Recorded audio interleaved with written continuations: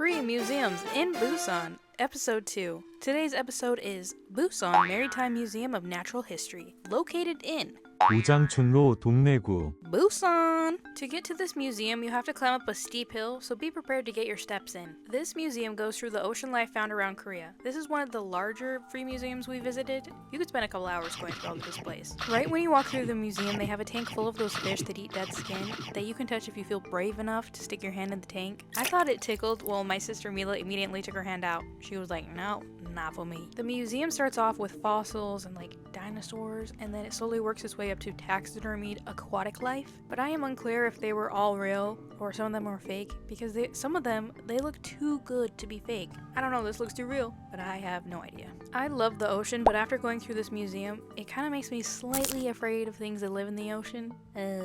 I know that things in the ocean are huge, like sharks and whales and stuff, but then to see it in real life with your own eyes, it's scary. They literally had this huge stingray, and I was like, what? That's real? That lives in the ocean? This is too scary. Too scary for me. I think I'm just gonna hang out at the shoreline for a while. Also, this museum has quite a bit of activities for children to enjoy. They even had like a floor for like kids to play and learn stuff, but don't know. Didn't go on that floor. Nevertheless, it's just so you're aware that there's things that children can do.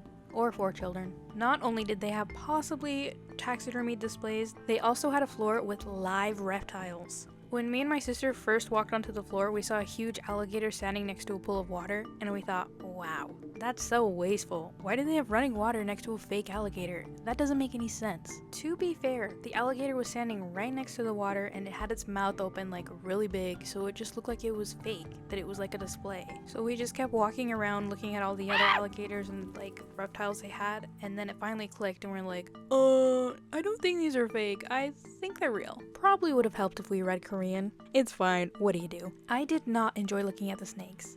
Not the real ones, not the fake ones. Ugh, they just gross me out and then, no thank you.